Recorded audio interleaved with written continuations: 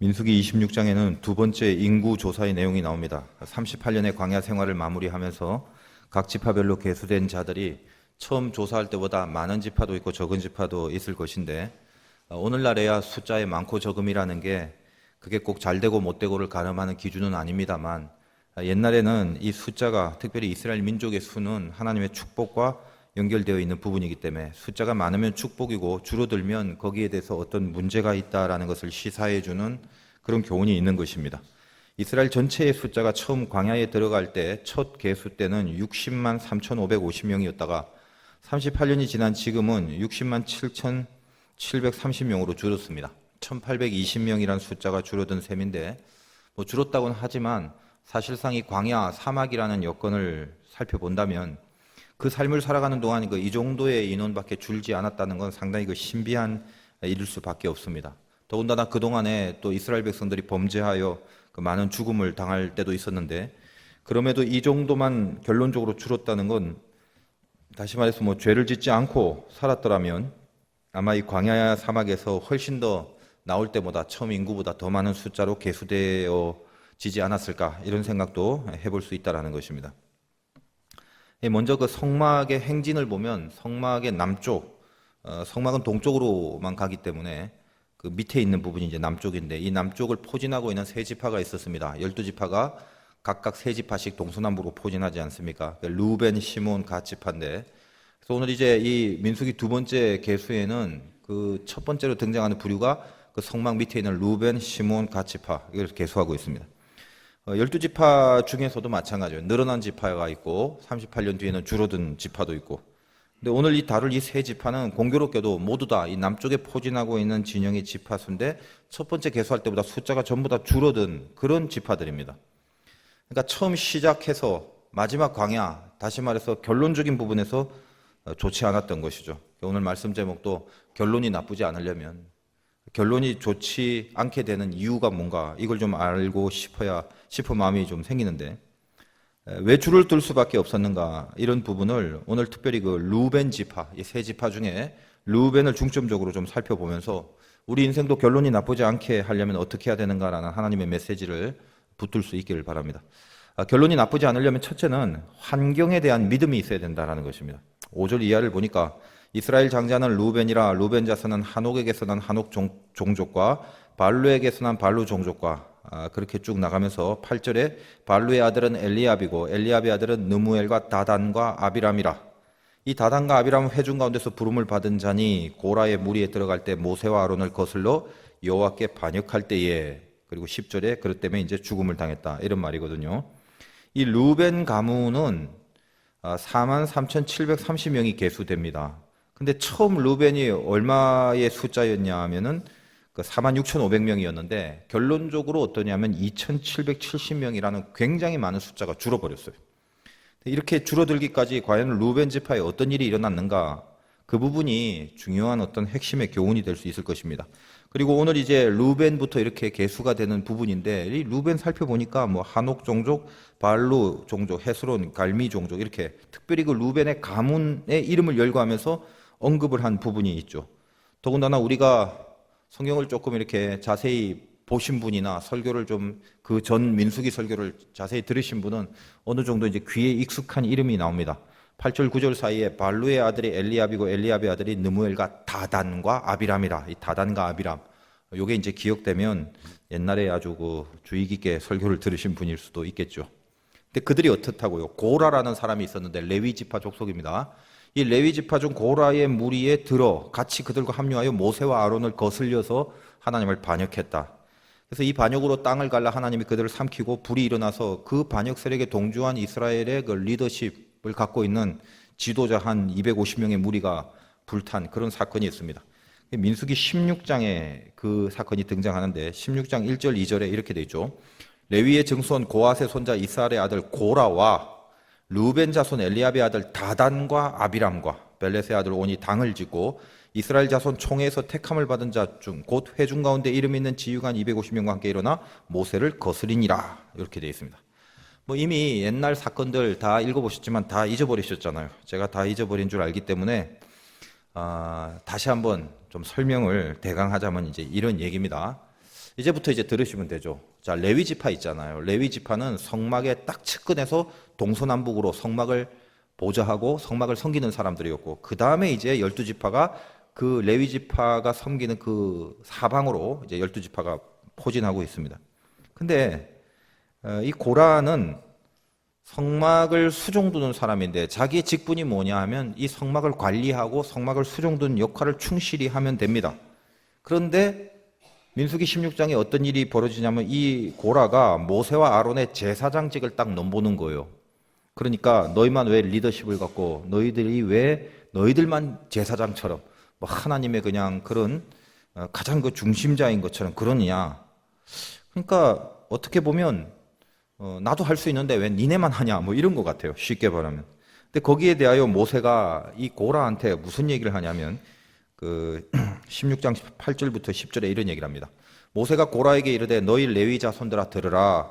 이스라엘의 하나님이 이스라엘 회중에서 너희를 구별하여 자기에게 가까이 하게 하사 여호와의 성막에서 봉사하게 하시며 회중 앞에 서서 그들을 대신하여 섬기게 하심이 너희에게 작은 일이겠느냐. 하나님이 너와 네 모든 형제 레위 자손으로 너와 함께 가까이 오게 하셨거늘 너희가 오히려 제사장의 직분을 구하느냐. 자, 이런 거죠. 요약하면 모세가 하는 말이 고라야 또 레위고 레위는 성막을 시중 두는 거 아니겠냐. 그럼 그 일만 열심히 잘하면 얼마나 그게 귀한데 그 성막을 섬기는 가장 귀한 일을 너는 왜 그것을 작은 것으로 여기느냐. 그렇게 얘기를 합니다. 그러니까 이 고라의 반역에 동조한 세력은 이 고라와 가장 이웃하고 있는 그 남쪽, 고라도 성막의 남쪽을 맡았거든요. 그 남쪽에 포진하고 있는 루벤, 시몬, 갓 지파, 요 세 지파가 이 고라에 합류를 하게 됩니다. 그래서 오늘 이 말씀에 루벤 지파 밑에 족보와 이름을 열거하면서 마지막에 다단과 아비람까지 나오잖아요. 결국 무슨 말입니까? 당시 고라가 반역했을 때 이 루벤 족속들 중에 다단, 아비람을 포함한 요 지파가 그들과 합류하여 죽음을 당했다. 그래서 결론적으로 오늘 이제 광야 38년을 끝내고 마지막 결론적인 계수에 있어서 루벤 지파가 2770명이라는 숫자가 사라져버린 겁니다. 왜요? 고라의 반역 때 이 루벤 지파가 합류하면서 하나님 앞에 형벌을 받았기 때문에. 그래서 이 고라라는 사람의 죄성, 레위에, 그리고 이 레위인 고라의 죄성에 합류하게 되는 루벤 지파의 동조 세력, 요 두 가지가 결국은 이 오늘 계수처럼 루벤 지파의 치명적인 나쁜 결론을 줄 이유였다라는 것입니다. 우리 조금만 더 생각해 본다면 고라는 레위라고 그랬죠. 그리고 같은 지역 밑에 루벤, 시몬, 갓이 있다라고 그러지 않습니까? 근데 고라는 어때요? 지금 자기가 처해진 상황과 환경이 있어요. 너는 성막의 밑에 남쪽 부분 잘 섬겨라. 자기에게 주어진 곳에서 하나님의 뜻을 충실히 감당하면 되는데 고라의 마음속에는 지금 내가 던져진 그곳에서 하나님의 뜻이 무엇인지에 대하여 마음을 두고 있지 않았다는 것입니다. 마치 한 달란트 받은 자가 그것을 땅에 묻어버리고 주님 오시면, 주인 오시면 핑계대고 뭐 그냥 땅에 묻었습니다. 뭐 이거 갖고 뭐 할 수 있나요? 그냥 곱게 묻어놓은 것만 해도 잘한 거 아니겠습니까? 뭐 이런 거죠. 높은 자리, 뭔가 높은 대우를 받고 싶은 욕망이 고라의 마음속에 일어났습니다. 분명히 자기도 굉장히 귀한 거예요. 그 한 달란트도 엄청나게 좋은 거잖아요. 근데 다른 지파와 달리 성막을 섬기는 정말 고귀한 직분을 가졌음에도 불구하고 그 위에 있는 제사장직, 그 모세와 아론이 하는 거는 자기하고 상관없어요. 자기는 성막을 잘 수종들면 되는데 자기가 해야 되는 이 귀중함은 다 없어져 버리고 그 모세와 아론의 제사장직을 보면서 니네만 왜 그러냐. 그래서 그 높은 자리와 높은 대우를 받고자 하는 욕망이 고라의 마음속에 있어야 될 가장 귀한 하나님의 사명, 그 사명에 대한 소중함, 지금 던져진 곳에서 역할을 충실히 감당하기를 바라는 하나님의 바램, 이거를 다 잃어버리게 만들었다는 것입니다. 우리가 보통 사람들이 높은 자리에 올라가려고 하는 마음은 있습니다. 그런데 그 욕망은 단지 우리 신자에게 적용을 해본다면 그 권세나 그 좋은 대우나 그 높은 포지션, 단지 그거를 향한 욕심, 그걸로 목표로 한 욕심이 아니라 이 고라를 살펴보면 그 깊은 죄성의 뿌리에 뭐가 있냐라고 했을 때 하나님을 향한 믿음이 결국은 없다라는 결론과 만나게 됩니다. 자, 우리 한번 생각해 보자고요. 저나 여러분이 지금 우리에게 주어진 그 자리라는 게 다 있지 않습니까? 던져진 상황이 있단 말이죠. 환경이 다 있을 것입니다. 근데 어떤 상황, 어떤 환경이든지 간에 예수를 믿는 사람은 인생에 있어서 제일 먼저 이게 가져야 될 신념이 있어요. 그 신념이 뭐냐? 지금 내가 던져진 그곳이 지금 나에게는 최적이다. 그 믿음입니다. 최적의 상태에 내가 있다라고 믿고 살아가야 된다는 거예요. 근데 다 어떻게 살아가고 있습니까? 신자로 불림을 받고 있지만 지금 내가 던져진 곳을 최악이라고 생각하고 살거든요, 다. 그래서 언젠가 내가 바라는 좋은 환경, 내가 원하는 어떤 세팅된 상황, 이게 주어질 때까지는 어영부영 견디거나 그냥 막 구적구적 참거나, 근데 그러다가 결국은 시간이 좀 지나면 에라이 못 참겠다. 그런 모습으로 살아가고 있는 인생이 허다하다라는 것입니다. 하나님이 함께하는 인생이라는 믿음을 가진다면 지금 내가 던져진 곳이 불 속일 수도 있고 물 속일 수도 있는데, 그게 불이든 그게 물이든 그 안에서 하나님이 내 손을 붙들고 있는 곳이 지금 내가 던져진 불이고 내가 던져진 물이다라고 생각할 줄 아는 믿음이 필요하다라는 거죠. 사드락 메삭 아벳느고는 그 뜨거운 풀무불 속에 던져질 때 얼마나 뜨거웠던지 그들을 던진 사람이 그 옆에서 던지다가 불타 죽을 정도로 뜨거운 불이었습니다. 근데 사드락 메삭 아벳느고는 머리털 하나 다치지 않고 그 안에 들어가 있어요. 느부갓네살 왕이 그 모습을 봅니다. 분명히 3명이 들어갔는데 그 안에 1명이 더 있네요. 이게 뭐야? 4명이 있게 되는 걸 보고 머리털 하나 다치지 않는 사드락 메삭 아벳느고를 보고 하나님을 느낍니다. 그래서 이 느부갓네살 이방 왕이 말입니다. 그들을 끄집어내고 그리고 그들에게 하는 말이 뭐냐면 이같이 사람을 구원할 다른 신은 없느니라. 그 고백을 한단 말이죠. 이게 얼마나 영광된 고백입니까? 하나님을 섬기기 때문에 불에다 집어넣는데 그 왕의 마음에 변화가 일어난 거죠. 이 같은 신이 없다라는 영광을 선포하게 만든다라는 거예요. 사드락 메삭 아벳느고에게 있어서 풀무불이라는 것은 어떤 곳입니까? 하나님이 함께하는 곳이죠. 그래서 그 불이 그들을 죽이지 못하는 곳이라는 것을 보여줌으로써 영광을 발했던 것 아니겠습니까? 그렇다면 이 사드락 메삭 아벳느고에게 있어서 최적의 공간, 그들의 인생의 최고의 환경, 최적의 공간, 그게 어디였겠습니까? 왕의 진미를 같이 했던 식탁이 아니라 하나님이 함께 했던 그 불 속이었다는 거예요. 그들에게 믿음이 있었습니다. 그리 아니하실지라도. 우리는 여러 번 이 제목으로 설교를 들은 기억이 있을 것입니다. 그게 뭔 말입니까? 그리 아니하실지라도 그 믿음이 뭐냐라는 거죠.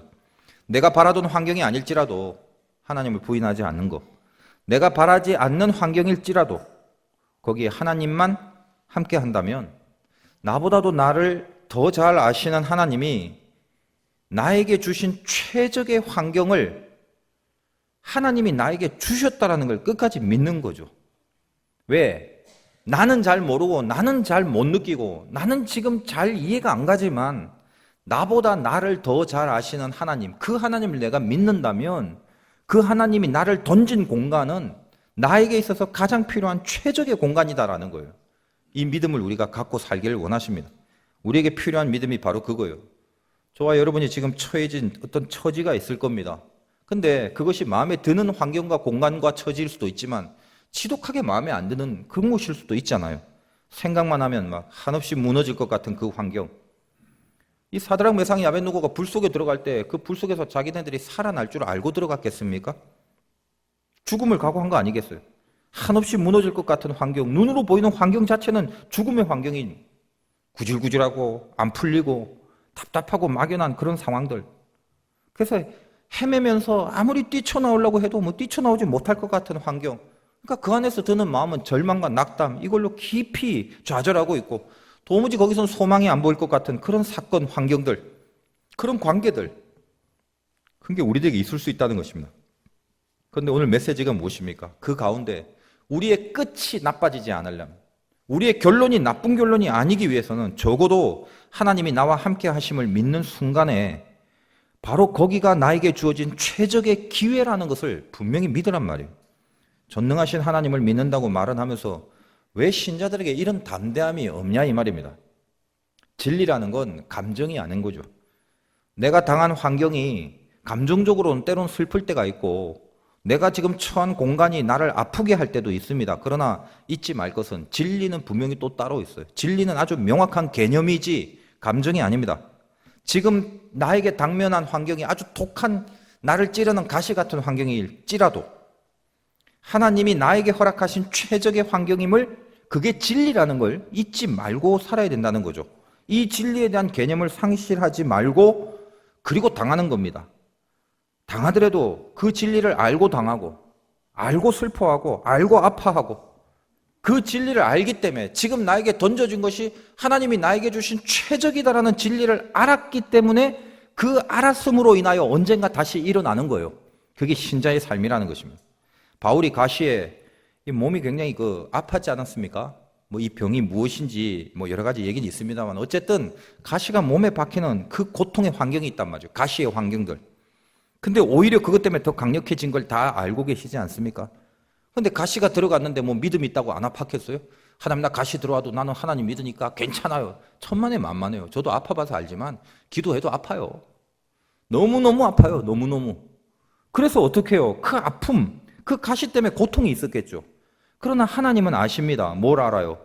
너는 가시 때문에 지금 아픈 것도 내가 안다. 그러나 그 아픔 때문에 너는 기도하게 되고, 그 기도로 인하여 그 아픔을 넘어서는 가장 강력한 능력이 나올 수 있음을 하나님이 아시는 거예요. 그래서 결국은 고백합니다. 가시 때문에 죽지 않아요. 사도 바울은 이 가시 때문에 자기 사역에 방해받지 않습니다. 내게 능력 주시는 자 안에서라는 담대한 고백을 합니다. 가시와는 전혀 상관없는 영광이 그 사역 속에서 계속 쏟아져 나오고 있다는 것을 알게 된다는 것입니다. 그러므로 여러분 잘 생각하십시오. 환경을 만났습니까? 환경은, 이 환경 자체에 빠지면 절대 변하지 않습니다. 환경은 또 다른 환경을 바라는, 다시 말해서 환경은 환경으로 바꾸는 것이 아니라 시간으로 바꾸는 거예요. 공간은 공간으로 바뀌어지는 게 아니라 시간으로 바꾸는 것입니다. 환경은 나의 게 아니죠. 그러나 시간은 나의 것으로 붙들 수가 있습니다. 이게 좀 어려운 말일지 모르겠는데 쉬운 말로 설명을 좀 해드릴게요. 무슨 말인지 한번 잘 생각해 보세요. 예를 들면 지금 예배의 자리 봅시다. 여기 앉아있는 공간과 환경이 있단 말이에요. 이 환경을 지금 내가 마음 먹은 대로 바꾸거나 이럴 수는 없겠죠. 갑자기 여러분 앉아있는 의자가 막 엄청나게 막 넓고 편안한 침대로 바뀌고, 뭐 여러분이 지금 있는 이 본당이 막 확 높아졌고 무슨 궁전처럼 변하고 이러진 않습니다. 우리는 동일한 공간, 동일한 환경 속에 있단 말이에요. 그런데 이 공간 속에 지금 흐르고 있는 시간, 이 시간은 지금 내가 주관할 수 있는 것입니다. 같은 공간이라도 어떤 시간에 내가 붙들리느냐 붙들리지 않느냐에 따라 내가 지금 당면하고 있는 공간의 이게 의미가 완전히 달라진다는 거예요. 무슨 말입니까? 뭐 혹시 그러실 분이 없었으면 좋겠는데, 혹시나 지금 이 설교를 듣고 있다가 아유 지겨워 죽겠네, 아유 왜 이렇게 기냐, 왜 이렇게 재미도 없고 졸립냐. 자, 그런 사람들의 특징은 뭐다? 슬금슬금 시계를 보기 시작한다는 거죠. 그런 사람들은 지금 시간, 이 똑같은 공간과 환경 속에서 흐르고 있는 시간이 나에게 걸려져 있는 시간이 아니라 내가 놓치는 시간들이란 말이죠. 나의 밖에 있는 시간들. 그러니까 시계를 보는 거예요. 내 바깥에 있는 그 시간을 자꾸 보려고 하는 거죠. 그러나 예를 들면 시간이 내 안에 있다고 칩시다. 내 안에 있는 사람은 더 이상 바깥의 시계를 볼 필요가 없죠. 예를 들면 은혜가 충만합니다. 말씀을 듣는데 막 전부 다 내 얘기를 하는 것 같고, 말씀을 듣는데 하나님이 막 나에게 막 뭐라 하시는 것 같고, 막 은혜가 갑자기 막 충전이 되는 거죠. 결단이 생기게 되고, 그런 사람은 어때요? 몰입이 되죠. 언제 시간이 가는지 몰라요. 시간이 내 안에 정지돼 버린 거죠. 다시 말하여 시간이 내 거가 된 거예요. 그때는. 그런 사람들은 절대로 밖에 시간을 볼 필요가 없습니다. 왜냐하면 그 시간을 이미 내가 갖고 있기 때문에 그래요. 근데 지겨운 사람은 어때요? 몸 뒤틀리는 사람. 시간이 내 게 아니죠. 밖에서 그냥 흘러가는 시간은 나와 상관없는 시간이기 때문에 그 바깥에서 흘러가는 시간을 자꾸 보려고 시계를 보는 거예요. 시계를 보고 싶어요. 나의 바깥에 있으니까 내 눈으로 보이는 시간들, 나와는 상관없는 시간들. 아시겠습니까? 동일한 공간과 환경 속에 있어도 지금 여기고 있는 흐름 속에 있는 나의 시간을 붙잡는 자에게는 이 공간이 달라지는 거죠. 지겨운 자에게 이 공간은 더할 수 없이 지겹고 빨리 벗어나고 싶은 환경이지만, 은혜가 있고 은혜의 시간에 붙잡힌 사람은 이처럼 아름다운 공간이 없는 거죠. 다르다는 것입니다. 우리는 시간을 붙잡을 수 있어요. 엠마오 마을로 가는 두 제자의 마음은 절망 자체였습니다. 예루살렘이라는 공간과 환경을 도망쳐 나오면서 이제는 주님이 없는 공간에, 예루살렘은 주님도 없고 거기는 어떤 소망도 없다고 생각했죠. 근데 가다가 부활의 주님을 만납니다. 그리고 주님께 성경을 배우잖아요. 그 성경을 배우고 나서 표현이 어떻습니까? 누가복음 24장 32절부터 33절에 그들이 서로 말하되 길에서 우리에게 말씀하시고 우리에게 성경을 풀어주실 때에 우리 속에서 마음이 뜨겁지 아니하더냐 하고 곧 그때로 그 시간으로 일어나 예루살렘에 돌아가 보니 그 시간에 어떤 일이 벌어집니까? 주님을 만나는 시간이요. 그때라는 것. 말씀을 들은 시간이요. 그때 그들의 공간이 바뀝니다. 자, 예루살렘이라는 환경, 그거는 도망가야 될 환경이었어요. 하나님의 시간에 붙잡히지 않을 때는 그것은 빨리 벗어나고 싶은 환경이었습니다. 그런데 그것이 어떻게 해요? 하나님의 시간에 붙잡히자 동일한 예루살렘인데 이제는 다시 돌아가야 될 환경으로 바뀌어버리는 것입니다. 다시 돌아가 본들 그 예루살렘은 동일하게 예전처럼 살아생전의 주님은 없는 곳이고 핍박과 박해가 예전처럼 여전한 공간입니다. 그러나 어때요? 엠마오로 가는 두 제자는 그 가운데서 주님을 만난 시간이 생기자 그들에게 더 이상 예루살렘은 도망쳐야 될 공간이 아닙니다. 다시 들어갈 수 있는 환경으로 바뀌어지더라는 것입니다. 창세기 1장 1절은 태초에 하나님이 천지를 창조하시느니라. 태초라는 시간이 먼저 있고 그 다음에 천지라는 공간이 나중에 나옵니다. 다시 말해요. 시간 뒤에 공간이 나오는 거예요. 시간에 붙잡힌 사람이 공간에 의미를 부여하고 시간에 붙들린 사람이 공간을 만들 수 있습니다. 저와 여러분이 맞닥뜨리는 환경과 공간이 있을 거예요. 내 마음에 들 때도 있고 지독하게 마음에 안 들 때도 있을 것입니다. 뛰쳐나가고 도망가고 싶은 환경일 때도 있고 여기가 조사원이라는 고백을 한다면 더할 수 없이 감사할 수 있겠죠. 그러나 대부분 어떻습니까? 우리에게 처해진 환경과 공간은 하나님께서 그렇게 편안하게 만드시지 않습니다.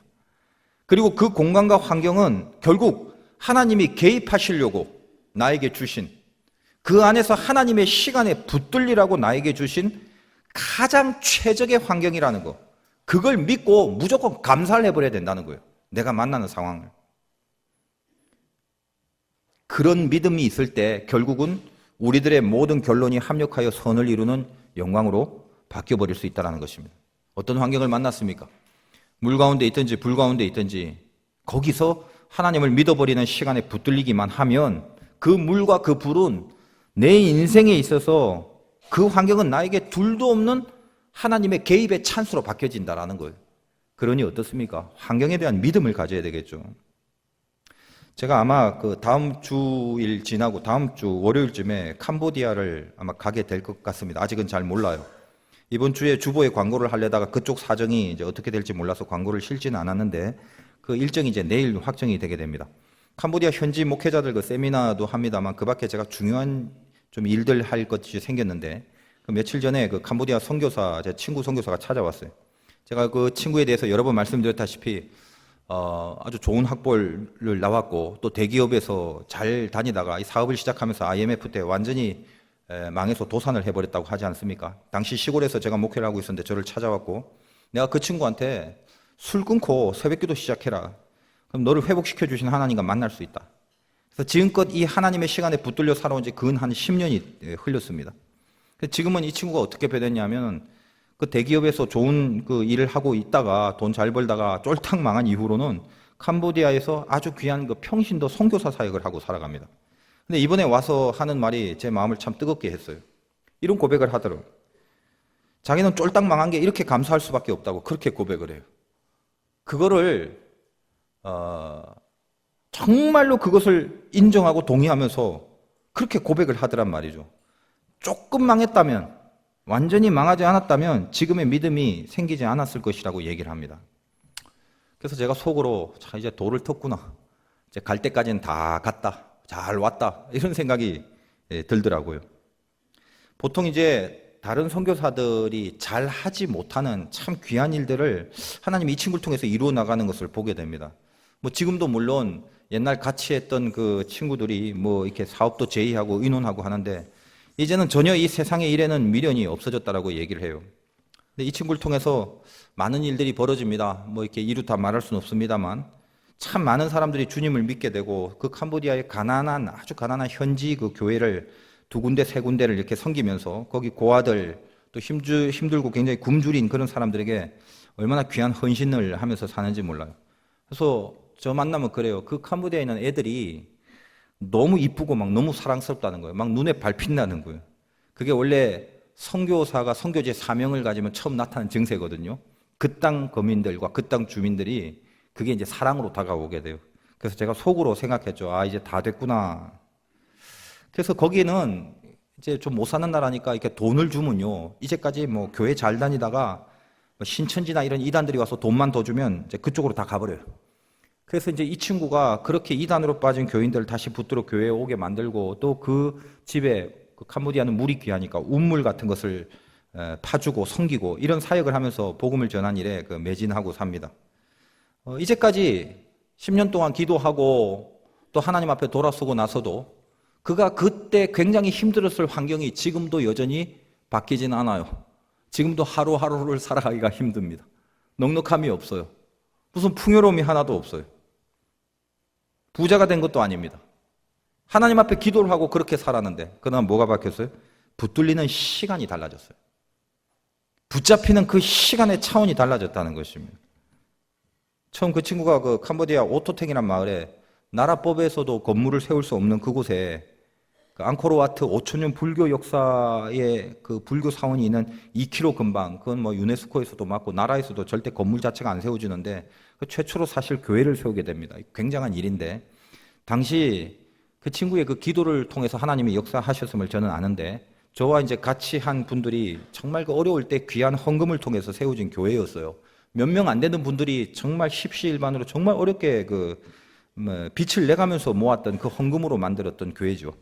근데 거기를 관할하던 그 지역의 한 선교사가 이 고라 자손 같은 사람 같은데 그 귀한 교회를 자기 그 사역과 자기 건물 부지를 확장하려는 욕심으로 그리고 이 교회를 그 피값으로 산 교회를 다른 사람한테 돈을 받고 팔려는 지금 시도를 하고 있다는 거예요. 화가 많이 나더라고요. 제가 당시에 그 교회를 세운 사람들의 고문으로 제가 있었기 때문에 그 문제를 좀 풀어야 될 미션이 좀 생겼습니다. 지금 한국 교회의 선교의 문제를 제가 이렇게 살펴보면서요. 지금 우리나라가 세계에 선교사를 제일 많이 보내고 있거든요. 귀한 일입니다. 귀한 일인데 지금 최대의 문제점이 뭐냐면 전 세계로 나간 우리나라의 선교사들이요. 자기 왕국을 세우려고 길을 쓰고 산다는 사실이에요. 이게 가장 큰 문제점이에요. 물론 이제 너무 귀하시고 훌륭하신 선교사님도 분명히 있습니다. 근데 우리나라에 처음 들어온 선교사들과 이 질적인 차원이 달라요. 항상 선교는 뭐냐면 현지인을 세워서 현지인 신앙의 리더를 세우고 그 현지인들이 복음을 받아들여서 현지인들에 의하여 전도가 되게끔 만들어야 이게 진짜 선교인데 우리나라에 처음 들어온 선교사들은 그 일들을 잘했어요. 그래서 옛날에 복음이 들어올 때요. 이 나라의 영적 리더자, 사회 지도자들은요. 전부 다 기독교인이에요. 거의 다. 근데 이게 이상하게 변질이 돼요. 뭐 가면 선교사님들이 뭐 열심히 한다 하지만 가만히 보면요.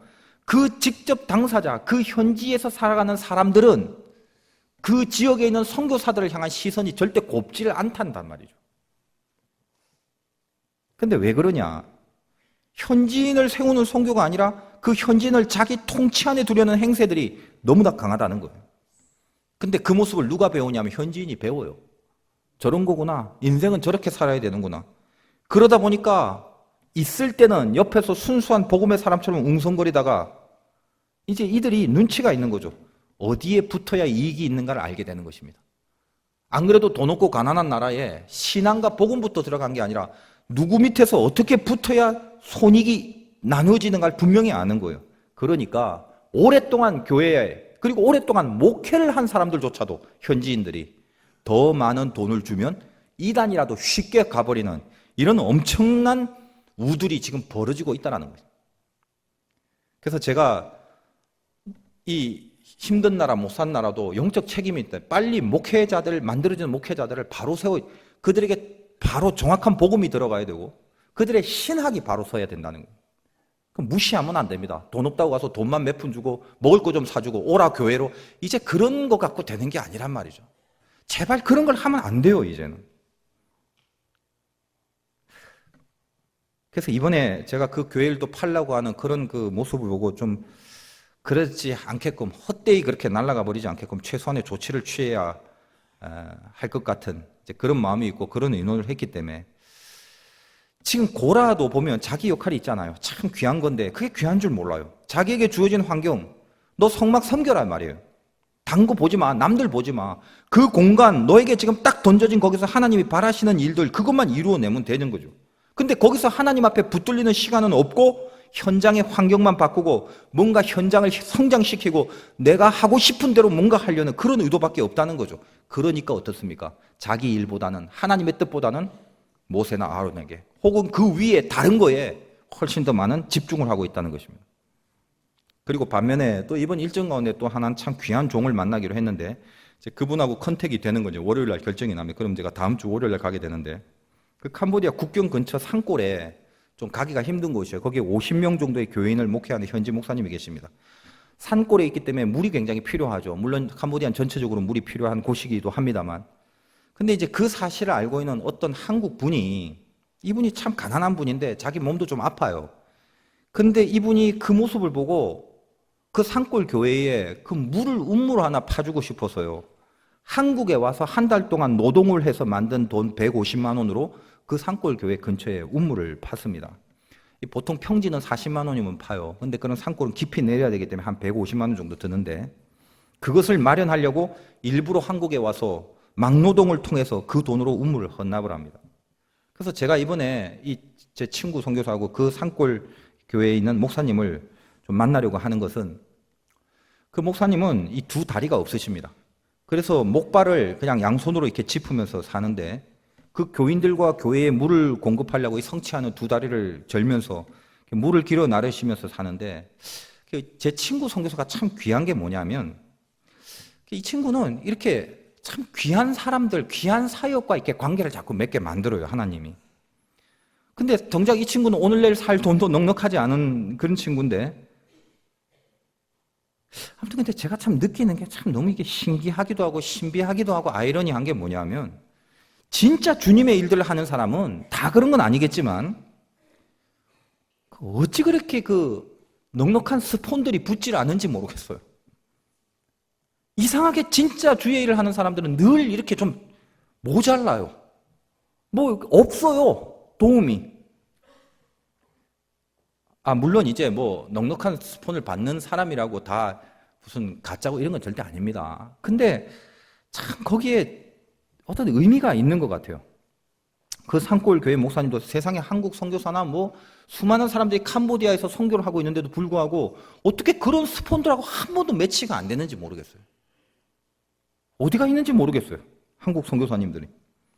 근데 그런 곳에서도 어디서 누구 하나 도와주는 데가 없는데 그렇게 힘들게 목회를 하세요. 제가 그 목사님을 이렇게 보기만 해도 눈물이 날 것 같은데 이 친구가 정말 우여곡절 가운데 신비하게 이 분을 만나서 그분이 이런 얘기를 해요. 이제 그 노동을 해서 이제 그 음물을 헌납하는 그 사람과 만나서 이 목사님을 알게 된 거겠죠. 그 목사님 말씀이 그 교회에 이제 물이 공급될 수 있는 화장실 좀 하나 만드는 게 간절한 소원이라는 거죠. 목발을 짚고 우물을 다시 퍼서 다시 교회에 나르고 교인들 한다는 게 이게 얼마나 힘듭니까? 그러니까 그 화장실 하나 글쎄 얼마가 되는지 모르겠지만 그렇게 큰 돈은 들겠습니까? 몇백 정도 들겠죠. 근데 이거를 좀 했으면 이게 지금 너무 간절한 소원이라고 그렇게 우리 친구 그 선교사를 통해서 얘기를 했고 그것이 이제 이 친구도 마음이 뜨거워지니까 저에게 이번에 그 세미나 일정과 그 일 하면서 같이 좀 방문해서 보고 기도도 좀 해주고 또 혹시 또 가능하면 그 간절한 목사님의 소원도 좀 들어줄 수 있는 방안을 모색했으면 좋지 않겠냐 이런 생각을 해요. 저도 너무 그 가슴이 또 찡하고 그래서 아무 보조도 없는 그곳에 진짜로 주님의 손길이 있었으면 좋겠다는 그 마음이 생겨서 어쨌든 방문하기로 지금 마음은 좀 잡고 있습니다. 자, 누구는 몸된 교회를 팔아서 자기 처한 환경을 좋게 만들려고 그렇게 혈안이 되어 있고 누구는 노동을 해서라도 헌물을 하고 성치 못한 다리의 장애를 앓으면서도 교회를 섬기는 사람이 있더라는 거죠. 과연 누가 하나님의 시간을 사는 사람입니까? 이 고라 자손들 중에요 11절에 의미심장한 구절이 하나 있단 말이죠. 오늘 마지막 11절로 끝나지 않습니까? 고라의 아들들은 죽지 아니하였더라. 지금 고라는 아비인데 이 고라라는 아비 자기 아비의 모습을 따르지 않고 하나님 편에 섰기 때문에 안 죽었다는 거예요. 왜 그럴까?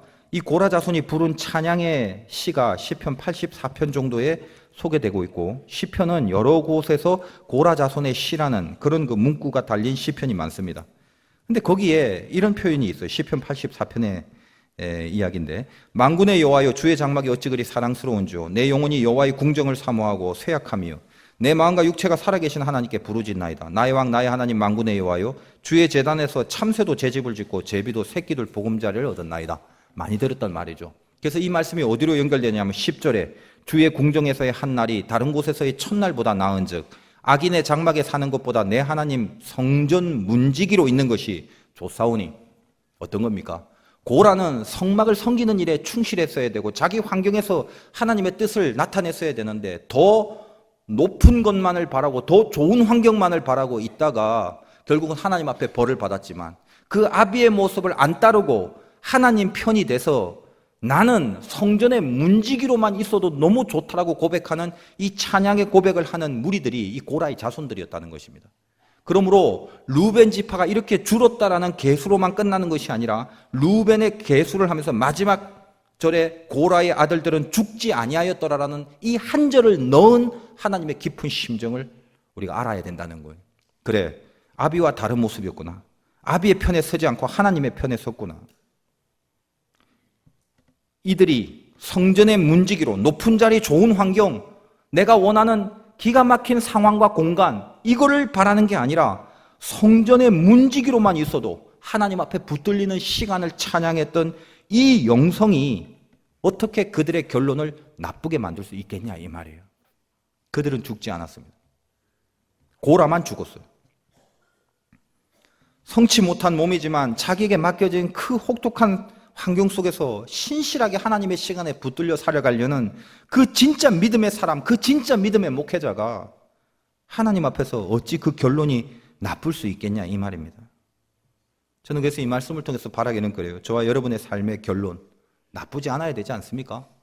우리의 결론이 안 나쁘기 위해서 여러분 지금 처해진 환경에 대한 믿음을 가지시기 바라요.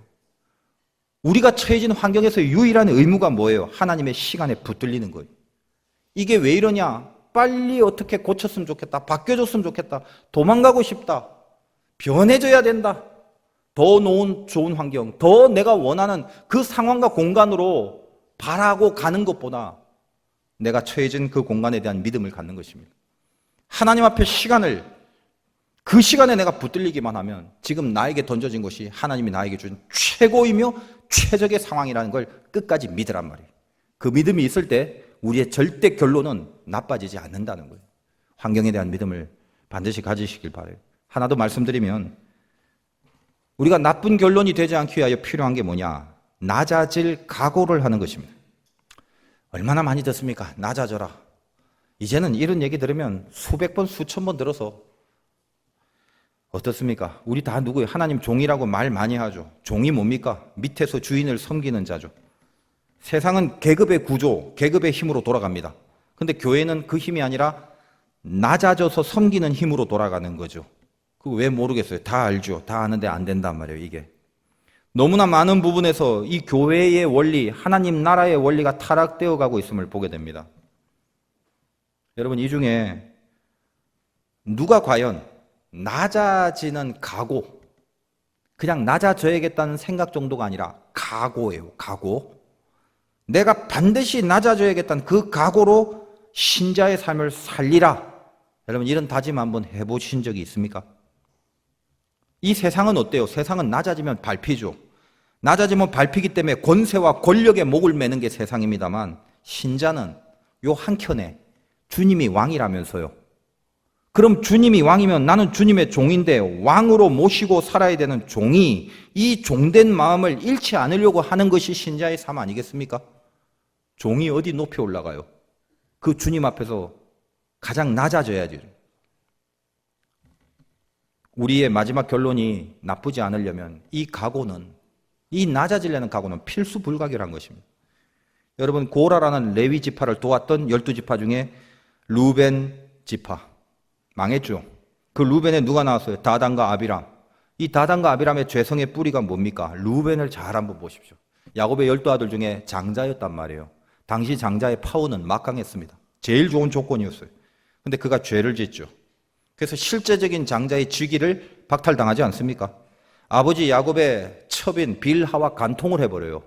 이 장자인 루벤이. 그래서 어떻습니까? 장자의 직위를 뺏기고 유다 쪽으로 가버리는데, 어떻게 보면 잘 나갈 수 있는 환경으로서는 아주 좋은 조건의 루벤이었지만 죄 때문에 서열에서 밀려나간 것입니다. 그러니까 이 루벤 가문의 저변에 깔린 그 가문 사람들의 심리가 뭐예요? 우리가 높은 사람인데, 우리가 대우를 받고 권세가 있어야 될 사람인데 높아져야 하는데 라는 심보가 늘 도사리고 있더라는 것입니다. 근데 그런 심리가 있다가 갑자기 족에서 가장 측근에 있는 레위 족속인 고라가, 이 남쪽을 맡고 있는 고라가 반역을 일으키니까 거기에 동조를 하게 되는 거죠. 무슨 마음으로요? 옳았구나. 이참에 우리도 좀 원래 좀 높아지자. 우리도 이제 좀 제대로 옛날 그 장자 신분 그거 한번 누려보자. 그거 아니겠습니까? 그 죄만 생각한다면 그 죄를 반성하고 회개를 하고 안 죽은 것만 해도 너무 감사하고 너무 정말 귀하게 살아야 될 그 루벤의 가문이 갑자기 높아지려는 야욕으로 눈이 멀게 돼버린 거죠. 그래서 고라의 반항에 동조를 해버립니다. 이것 때문에 루벤의 개수들이 확 줄어버린 거예요. 사실은 뭐가 없다? 낮아짐이 없는 거죠. 하나님을 믿지 않으면 인생에서 높은 자리만 찾으려고 합니다. 틀림없어요. 왜? 하나님이 없기 때문에, 하나님을 안 믿기 때문에 그 높은 자리가 자기를 복되게 할 줄로만 압니다. 그러나 우리는 하나님을 믿고 살기로 했잖아요. 제가 목회를 하면서 제 스스로 내가 은혜 가운데 있는지, 나사 풀려서 상태 안 좋은지, 이걸 제 스스로도 판별하는 나름대로 판별식들이 있는데, 그 중에 하나가 뭐냐면 은혜가 충만하면요, 이상하게 자꾸 낮아질 각오가 생겨요. 그리고 이 낮아질 각오가 생기는 게 행복해요. 이게 은혜가 충만하면. 우리 교회도 마찬가지. 목회자들도 이게 하이라키가 있다면 구조가 뭐 담임이 있고 부목사님이 있고 수련목이 있고 전도사 있고. 근데 제가 이제 저를 한번 생각하면서 좀 착각인지도 모르겠죠. 근데 저는 이렇게 믿어요. 우리 교회 사역자들은 저를 다 좋아한다. 저는 이렇게 그냥 믿고 삽니다. 나중에 뭐 확인은 하지 마세요. 근데 그냥 저 그렇게 믿고 살래요. 제가 뭐 인격이나 신앙이나 뭐 영성이나 이런 게 뛰어나서는 아니라는 걸 제가 잘 압니다. 근데 제가 진짜 자신 있는 거 딱 하나 있는데, 그게 뭐냐면 절대 우리 교육자들 사이에서 권위적이지 않다는 거예요. 그건 진짜 자신이 있습니다. 아무튼 일부러라도 제가 아무튼 목회를 하면서 각오하고 결심한 그 원칙이 있습니다. 그래서 저는 교회에 나와 있으면 우리 저 밑에 이제 막내 전도사님들이 밥은 먹고 있는지 늘 그게 좀 신경이 쓰여요. 제가 옛날 신학생 시절에 배가 많이 고파왔고, 근데도 별 사주는 사람이 없어서 상처가 돼서 그런지. 근데 요즘은 이제 하도 잘 먹어서 좀 안 먹는 게 더 건강한데, 그 시대인 줄 알면서도 늘 이렇게 나와 있으면 밥은 먹었냐고, 늘 뭘 먹여야 된다는 생각이 든단 말이죠. 그럼 제가 뭘 먹고 싶냐고 묻는 게 우리 뭐 목사님들한테는 안 묻고요. 같이 먹더라도 저 밑에 이제 전도사님부터 물어요. 뭘 먹고 싶냐고. 아마 제가 옛날에 겪어왔던 그런 그 시절 때문이기도 하겠죠. 제일 낮아져야 된다는 생각, 그렇게 제대로 살고 있지는 않는 건 압니다만, 그게 맞다라는 생각은 틀림없어요. 제일 낮아져야 된다는 생각만큼은 그건 끝까지 붙들어야 된다는 거예요. 제자들의 발을 씻기는 예수님의 모습을 따라간다. 늘 그러죠. 그래서 교회에 세족식이라는 뭐 그런 퍼포먼스를 많이 합니다. 눈물도 흘리고 그러죠. 근데 중요한 건 그런 것들을 퍼포먼스로 거행하냐 안 하냐의 싸움이 아니라 정말 내가 진심으로 그런 마음이 있냐. 이게 중요하죠. 정말 그런 각오가 있으십니까? 제가 그 100주년 기념교회, 우리 교회에서 이제 부흥회하신 이재철 목사님이 섬기는 그 100주년 기념교회와 그 목사님 존경하는 이유 중에 그 교회 홈페이지를 딱 보면요, 다른 여타의 교회와 완전히 다른 한 가지 특징이 있어요. 보통 교회 홈페이지를 클릭하면 섬기는 사람들 거기 누르면 그 교회 담임 목사님으로부터 쭉 이제 교육자들의 신상들이 이제 쭉 뜹니다. 근데 그 교회는 섬기는 사람들 딱 클릭을 하면요, 수많은 수십 명 뭐 엄청나게 많은 교육자들이 있는데도 불구하고 제일 위에 그 교회의 사무원, 직원, 그 다음에 파트 전도사, 그 다음에 전임 전도사, 그 다음에 나이 어린 부목사님들, 그 다음에 전임 부목사님들, 이런 식으로 해서 제일 밑바닥에 담임 목사님의 이름과 사진이 놓여 있어요. 어떻게 보면 참 많은 의미를 주게 합니다.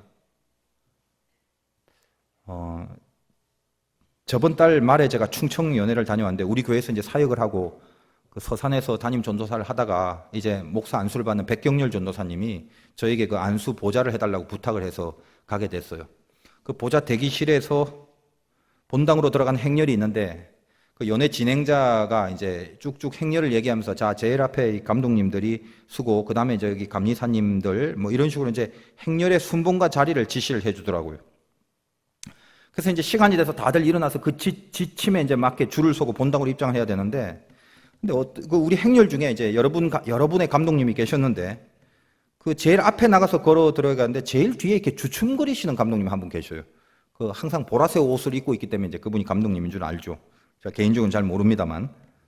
근데 이제 저도 거의 제일 뒤에서 들어가려고 이렇게 남아 있었기 때문에 그 장면을 가까이 보게 됐는데, 그 주변에 이제 연예 스탭진들이 그 감독님에게 감독님 왜 여기 쓰시냐고, 제일 빨리 앞에 쓰셔야 되면 빨리 앞으로 나가세요. 그러니까 그 감독님이 하시는 말이, 이 사람아, 제일 앞에 나가는 감독이 있으면 제일 뒤에 가는 감독도 있어야 될 거 아니냐, 그러더라고요. 제가 이제 그 말을 바로 측근에서 들어서 이게 가슴에 조금 의미가 있더란 말이죠. 물론 어떤 그 공동체든 질서나 구조라는 게 분명히 있습니다. 그래서 굳이 그 상식적인 질서와 보편적인 어떤 그 틀을 깨가면서 그럴 필요는 사실 없는 건 알아요. 뭐 그렇다고 해서 뭐가 이렇게 바뀌어지는 건 아니니까요.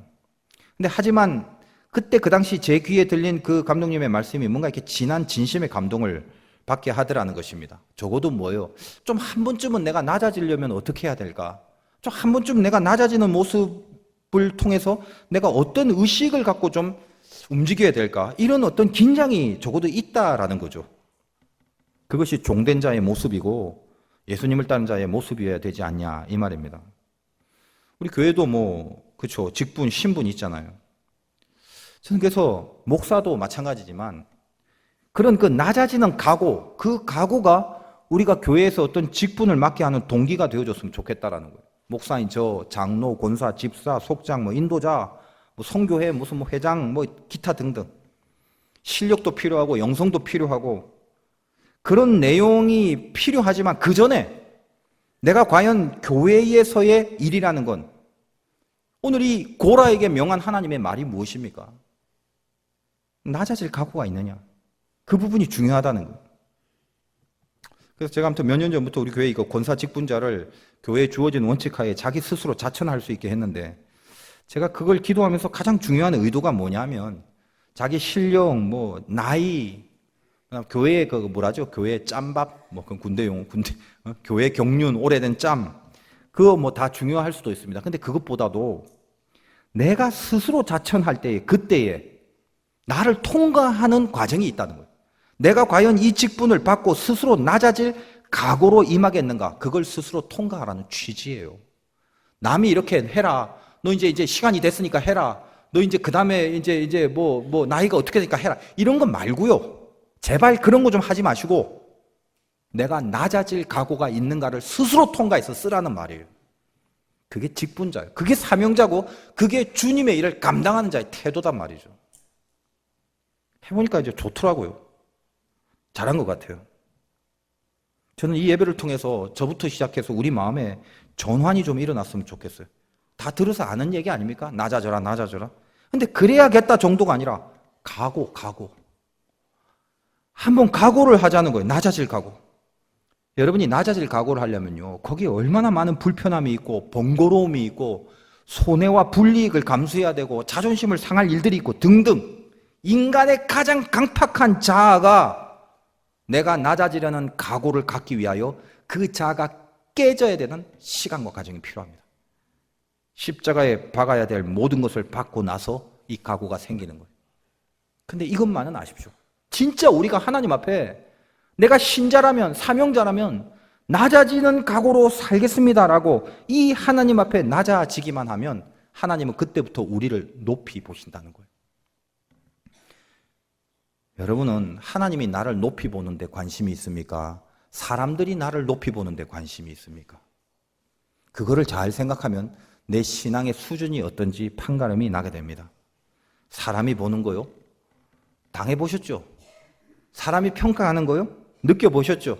일단 오래 가지 않습니다. 그리고 사람이 높이 보는 건 금방 바뀌고 금방 변합니다. 하등 가치가 없어요. 예수님이 예루살렘에 들어갈 때 그렇게 호산나 찬양을 했던 그 인간들, 예수님을 그렇게 높이 봤던 그 인간들이 금방 시간이 좀 지나니까 바라바를 놓아주고 예수를 죽이라고 하는 군중으로 바뀌는 것. 그게 인간입니다. 금방 변하고 바뀌는 그 사람의 그 눈높이에 맞춰서 살아간다는 것처럼 어리석은 게 없단 말이죠. 우리 신자는 무엇입니까? 하나님이 높이 보게 하는 그 자리로 가야 되겠죠. 사람을 무시하거나 사람을 등한히 여기란 말이 아니란 말이에요.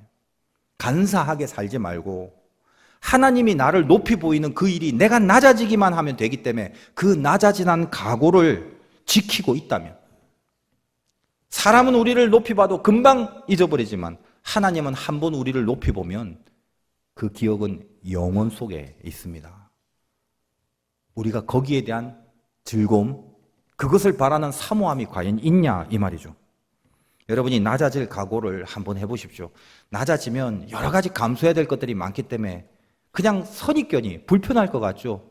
근데 깊은 기도 속에서 주님, 인생이라는 거 주님이 원하시는 건 낮아지는 각오로 사는 거네요 하면서 확 하고 낮아질 각오를 하면요, 이상하게 저 밑바닥에서요 하늘이 주는 평강이 무겁게 흐릅니다. 얼마나 든든한 평강이 흐르는지 몰라요. 그리고 신비를 만나게 됩니다. 세상이 주는 게 아니라 주님이 도우시는 신비. 주님도 낮은 곳에 임하시는 분이기 때문에 가장 낮은 각오를 할 때 낮은 곳에 임하시는 주님의 신비와 만나게 되는 거예요. 이 종고를 놓치지 말자라는 거예요.